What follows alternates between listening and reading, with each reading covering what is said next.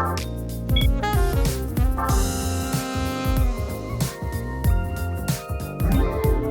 there, it's Derek here from Pacific Coast Auto in Japan, and we're looking at a 2004 Toyota Crown Estate Athlete 4. So the Athlete 4 is a four-wheel drive version of the otherwise rear-wheel drive Crown Estate. It comes with a 1JZ GE engine, so it's a non-turbocharged version of the 2.5-liter inline six-cylinder engine. Excellent engine, and without the turbocharger, even a little bit more reliable because less heat and fewer things to go bad. I quite like this engine without the turbo. I love it with the turbo, but you unfortunately can't get the four-wheel drive with the turbo for this. And this is maybe in my top 5 of favorite station wagons in the world. This one, 132,851 kilometers on the odometer. We'll just have a quick look at the car and compare it to the auction inspection sheet. This car is bought from auction here in Japan for export over to Canada. Canada, my country, my home and native land. Okay, so looking at it mechanically, there is nothing wrong with the car anywhere, I believe. There are 2 cigarette burns inside, but it doesn't smell like cigarettes. We'll get to that in a sec. I will say the G head is the performance head. You know, Toyota has the G head and the F head. This one here, the G head, gives you better high-end power at the expense of low-down torque, but I don't think it matters in a 200 horsepower engine. It is kind of a heavy boy, but the 200 horsepower engine is fine for this one, especially since you have the four-wheel drive on there. It makes it a little bit extra special. I want to point out here the exhaust is tube header style. Take a look.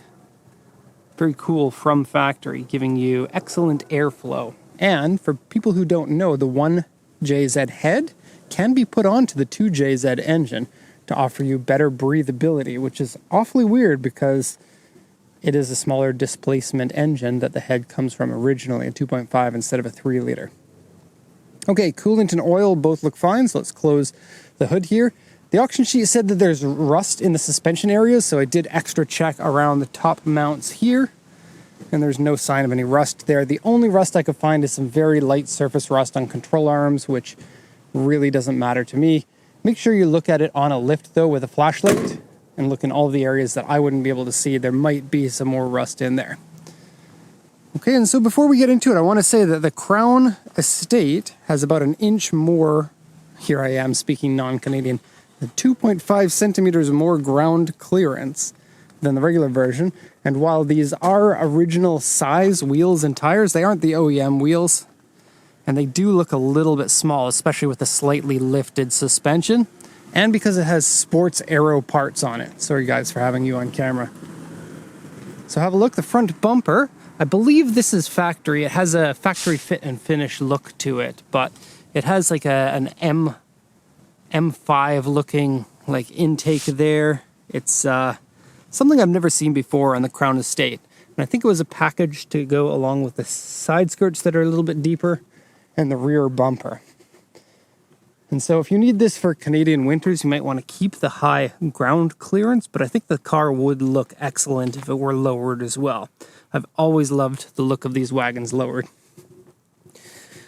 Okay, auction inspection sheet. Let's go ahead and translate this for you. It's a 2004 Crown Estate Athlete 4, 2.5-liter engine. This is a JZS 173 if you want the same model. Four-wheel drive, auction rated 4, interior B, and I'd say that the condition is spot on. It is a 4B. 132,816 kilometers at the time of auction. It is authentic mileage. Automatic transmission, sunroof. Okay, power steering, power windows, Navi, and airbag. Original silver paint. Purchased from user. Multi-cruise control. I don't really know what the multi for the cruise control is, but sounds good. Sunroof, digital TV tuner, toll collection box, and remote starter, which is pretty nice to have in Canada, I suspect. I never had one when I lived there.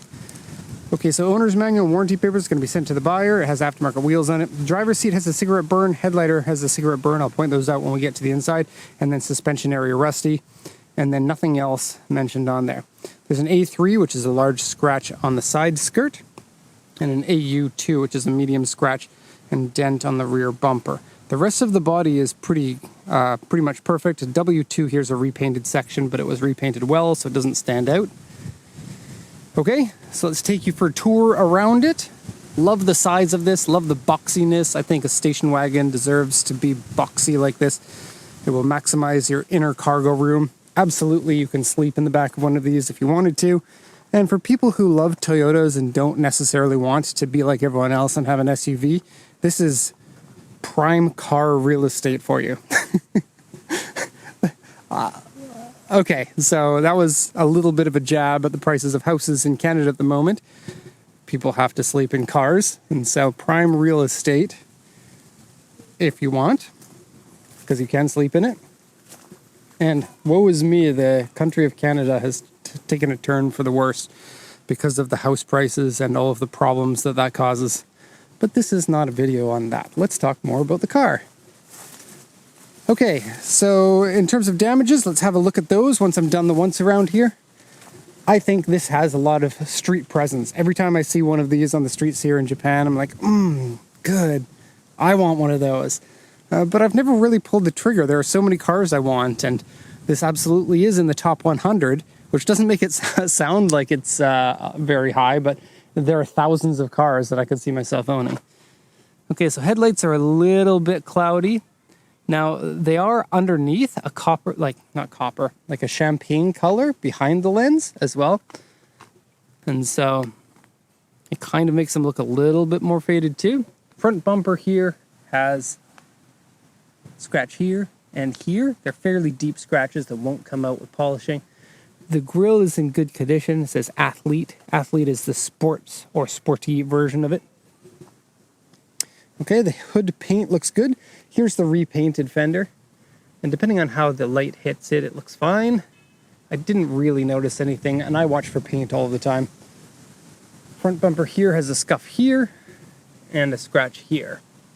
Going down the side, we have no problems all the way down on both side doors. We get down here, here's our A3. And because it's a black bumper underneath, it stands out a little bit more. If you're careful, you can touch that up with some touch-up paint. And the paint code for this one is right on the auction sheet, IC0. The roof is looking all good. The roof racks have a little bit of peeling. See if you can see, there you go. And it's on both sides, that side and this side here. Okay, rear spoiler, because this is a sports wagon, and you need that spoiler for your airflow. It is what looks like a functional rear wing. It'll send some of the air down here for aerodynamics and some of the air up here with a sharp cutoff, which helps with high-speed aerodynamics. It actually will make a difference because I know my aero stuff. I've watched YouTube videos. I somewhat know what I'm talking about. So there's some cracks in the back bumper here because they bumped into something, like flex cracks, and then another dent right here. A few scratches right here. There are a few shallower scratches throughout the bumper, and then over here, kind of a bigger area of damage that has a kind of a big hit plus a flex crack here. Not bad for the amount of mileage on the car. I'd say that the body is fairly clean. I do really like these taillights. They kind of look jeweled when they light up. Crown Estate, Athlete 4. That's my commercial voice. Sticker of this guy, Kobak. He's like, yo, I'll get Shaken for your car if you want. Shaken's the name of registration here in Japan. I'll go into the trunk in a sec, but I'm going to do the rest of the walk around, show you how clean and nice this is. And I love Crowns. They are a Lexus quality car. And so everything feels very Lexus-like. Okay, oh, and these light up when you turn your lights on. It's kind of fun. There's one on either front fender. So, to the interior, we'll start with the trunk. And why don't we flip down the seats this time? We don't usually do that, but we will this time. So the interior doesn't smell of cigarettes, but it does smell of air freshener. So keep that in mind. This is an optional extra carpet on the back. Underneath is your regular floor, and it's in good condition. Here has little notches for your tie-down areas, and you get more tie-down areas up here. Okay, cigarette lighter adapter hook up there. A subwoofer, which is fantastic. I can't stand a bad car audio. I haven't actually heard what it sounds like in this, but since it is a semi-premium car, I would suspect it's good sounding. This panel here is broken. There's two little plastic nibs that have broken off, and so it doesn't really clip in there. So I just pushed it in, and it'll stay there, but when you receive the car, it will have fallen out. Nice large tonneau cover that clips in here. No wrinkles or wear or bad springs in it. Shoo, and dog nets. And it's a 60-40 split for the rear seats. So you can dog net up here, or you can flip these seats down and then dog net closer to the driver if you've got a big dog. And there's an easy closer. It says easy closer, don't chop your fingers off. That's happened to me. The easy closer, when you semi-close it, it'll suck it in and make sure that it's closed properly so it doesn't accidentally come open. And then if you have a sliding door that has the easy closer and you stick your finger in there, it'll chop off your finger, or at least try to. Okay, door cards are quite nice. I do like the fake wood pattern. I think it looks nice. Door handle is nice and sturdy. And yeah, the doors feel good when you open and close them. That is kind of important, I think. As you can see, lots of leg room in here. Probably about the same as a 5 Series, maybe a little bit smaller. And these seats are quite comfortable and nice. It's made out of a synthetic material. You get cup holders in your center pillow. And the center pillow is sizable and soft. Good for taking naps for the kids. And how cool would you be if you are the mom or the dad driving one of these? Your kids are going to be like, let's go on road trips more because I love your Toyota station wagon so much, Mom and Dad. You're so cool. Yeah, appeal to the children because they're only children for a small amount of time. Flip this forward. And looks like you get a mostly flat floor when you flip that forward. Put your pillows here, put your legs down there, and you can afford Canadian real estate. Okay, and then yeah, this net, let me just sit in here. I think you might need some sort of an adapter or something, or some sort of a pull. I'm not sure how it hooks up, but that will come up all the way. And this one here is where it gets mounted. It looks like there is some sort of a pole that you're missing though, to be able to hook it up in there. But maybe it's stashed somewhere like the toolbox in the car.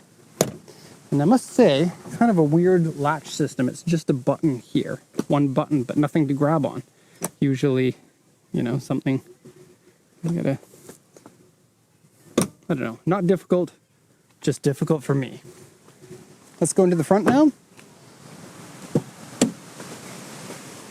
Okay, so first off, you get these kind of openable door cards. Again, nice looking door card. It's all in good condition, and yeah, do like the feeling of that.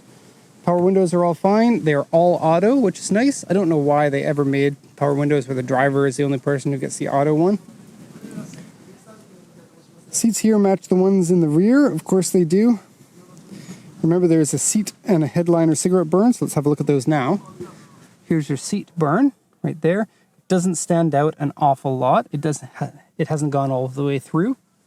So that's good. It just melted the seat a bit. And then here's your headliner one. This one's even smaller and barely is touchable. It just looks like a little dot on the headliner. Okay, you've already seen the gauges. I like the way the gauges look in a kind of like 1978 motel lighting kind of way. It's like a warm, let me just show you. It's a fairly warm light. And it's not even all the way through. So like it's brighter at the top and then dimmer down there. And the camera picks the white balancing, so it's not exactly what it's going to look like in real life. Okay, a radar detector, because you know you've got the sports engine. You need that. And then swing vents. I'm not gonna, wow, dude with a ladder. Why is he holding it like that? Never mind. The swing vents are really cool. You press this and then these vents will oscillate back and forth. It's more of a gimmick than anything, but I think it's really cool and I think a lot of people will agree. Okay, just like the Celsior, you have the 3 gauges here with the dual climate control temperature. The AC works fine. You do have to touch this, which is kind of sucky because if you ever wanted to remove this screen and replace it, you no longer have access to your AC, so you have to keep that screen and keep it in good condition because those screens will only last so long. Okay, inside here is your 6-disc CD player. You slot them in there and then they eat all 6 of the CDs. I don't know if there are any in there, but something to check.